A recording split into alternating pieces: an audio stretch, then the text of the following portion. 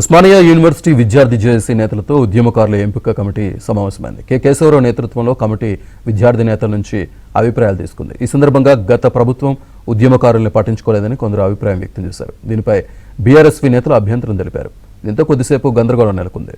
ఎమ్మెల్సీలు కోదండరాం, అద్దంకి దయాకర్ సర్ది చెప్పడంతో వివాదం సద్దుమణిగింది.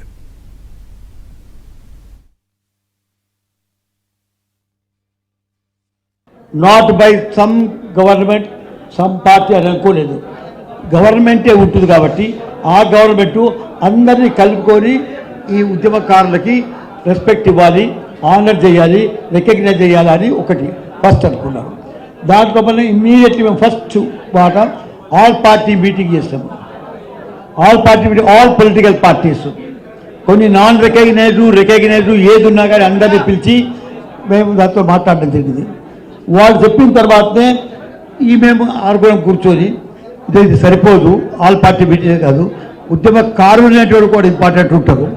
ఇది పార్టీ సంగతి చెప్పగలరు కానీ నిజంగా ఫేస్ చేసింది, బుల్లెట్ ఫేస్ చేసింది, కట్టె ఫేస్ చేసింది, దౌర్జన్యాన్ని ఫేస్ చేసింది వేరే వాళ్ళు ఉంటారు.